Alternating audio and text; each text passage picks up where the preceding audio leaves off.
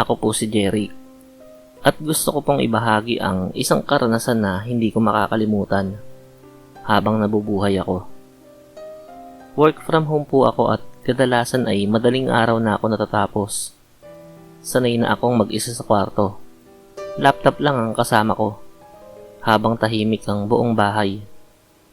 Pero noong gabing yun, bandang 2:00 ng madaling araw, narinig ko ang pinakakakaibang tunog na narinig ko sa buhay ko. Mahihinang katok sa pinto ng kwarto. Sa una, akala ko si mama lang yon. Kaya tinanong ko, "Ma, ikaw ba yan?" Walang sumagot. Bumangon ako at lumapit sa pinto. Sinilip ko ang siwang sa ilalim, pero wala akong nakitang paa. Wala rin akong narinig na yapak. Pabalik na sana ako sa mesa nang muli kong marinig yung katok. Kinabahan ako. Bumalik ako sa pinto at doon ko nakita ang hindi ko inaasahan. May maninipis na daliri, maputla, mahaba, at may maiitim na kuko. Nakasilip sa ilalim ng pinto. Parang kinakalabit ang sahig. Kumakaway at tila inaanyayahan akong lumapit. Nanigas ang buong katawan ko. Hindi ako makasigaw. Ang ginawa ko na lang, tinulak ko ng mabilis ang lamesa para harangan ang pinto. Buong gabi, naririnig ko pa rin ang mga katok. Minsan mabilis, minsan mabagal. Tila ba nagtatangkang pasukin ang kwarto ko. Hindi ako nakatulog. Nang sumilip ako ulit, wala na. Simula noon, tuwing 3:00 ng madaling araw, naririnig ko ang parehong tunog. Hindi araw-araw pero paminsan-minsan. At alam kong hindi ako nag-iisa sa kwartong yun. Ang mas masama, minsan nararamdaman ko na lang na may daliri ring gumagalaw mula sa ilalim ng kama ko.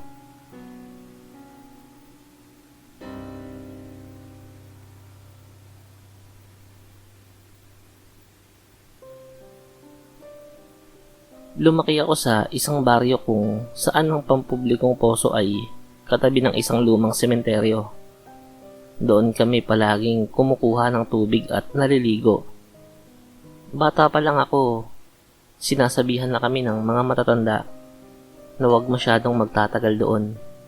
Kasi raw may kaluluwa na hindi matahimik doon. Isang hapon, naglalaro kami ng mga pinsan ko at naisipan naming sumilip sa balon. Noong una, ordinaryo lang ang nakita namin. Madilim na tubig na parang walang hanggan ng lalim. Pero nang masanay ang mga mata ko, may nakita akong parang puting bagay na nakalutang. Akala ko stick lang na inanod. Pero nang tumagal ang tingin ko, nakita akong iyon ay daliri ng tao. Maputla, kulubot, at parang nilubog sa tubig ng matagal. May kuko pa itong mahaba at madilaw. Sinabi ko sa mga pinsan ko at sabay-sabay kaming sumilip. At doon, nakita naming lahat. Hindi lang daliri ang nasa ilalim, kundi buong kamay na dahan-dahang umaangat. Napasigaw kami at nagsitakbuhan pa uwi. Pagbalik namin kinabukasan, pinatabunan na ng mga tao ang balon. Ayon sa matatanda, may nalunod daw na babae roon. Ilang taon na ang nakalipas, pero hindi kailanman natagpuan ang bangkay. Hanggang ngayon, tuwing naiisip ko yon, ramdam ko pa rin ang lamig ng hangin noon at ang matang parang nakatingin mula sa ilalim ng tubig. Para bang ang mga daliring nakalubog ay humihingi ng tulong. O baka gusto niyang hukayin ang bangkay niya para mabigyan ng maayos na libing.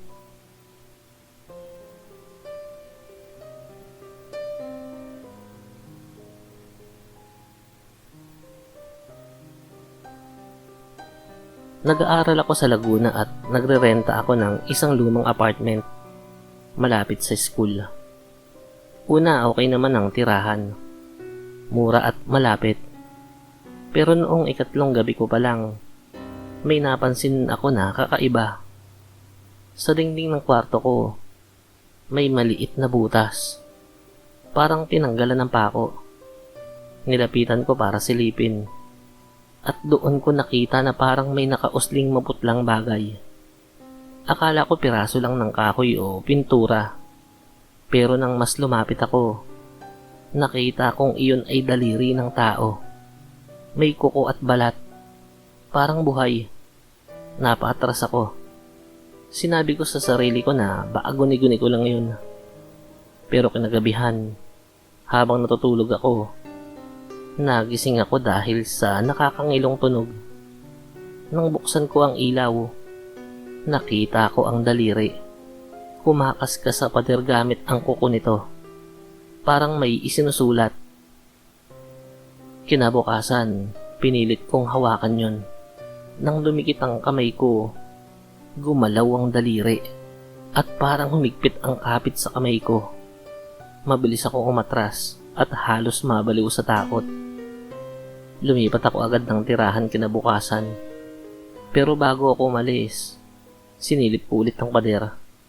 Sa ilalim ng daliri, may nakasulat na gawa ng kaskas ng kuko. Tulungan mo ko.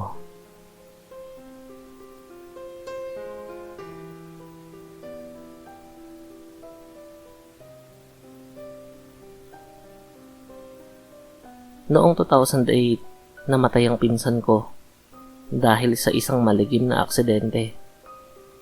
Nang makita namin ang bangkay niya, halos buo pa siya. Maliban sa isang bagay, wala siyang isang daliri sa kaliwang kamay.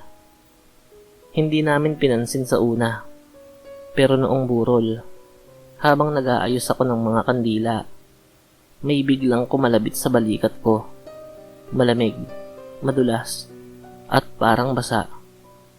Paglingon ko, wala namang tao. Pero nang tumingin ako sa kabaong, parang gumalaw ang kamay ng pinsan ko. Kinabukasan, maraming bisita ang nagsabi ng parehong karanasan.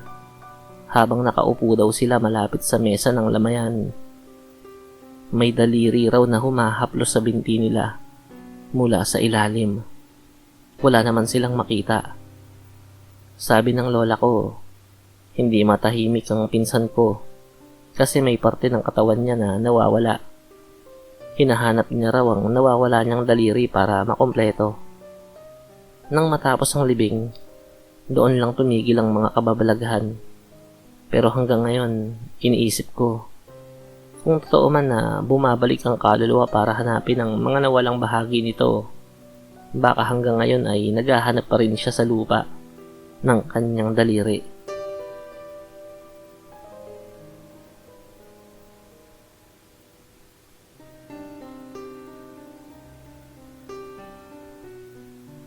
Isang gabi, nag-overtime ako sa trabaho.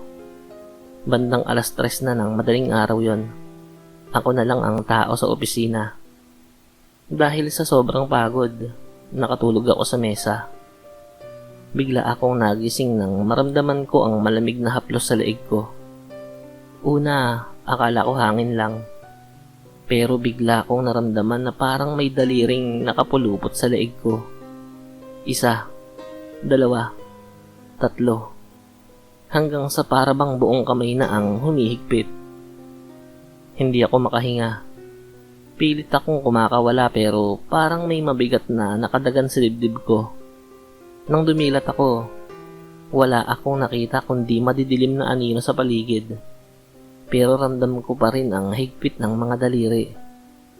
Nang sa wakas ay nakabangon ako, agad akong tumakbo palabas. Kinabukasan, pagbalik ko, nakita ko sa picture frame sa mesa ko. Puro gasgas ng kuko, mahahaba at malalim. Nagtanong ako sa mga kasamahan ko at nalaman kong ilang taon na ang nakalipas. May janitor daw na nagbigti sa opisina. Baka raw siya ang nakita ko. Simula noon, hindi na ako nag-overtime sa trabaho. Kapag walang kasama,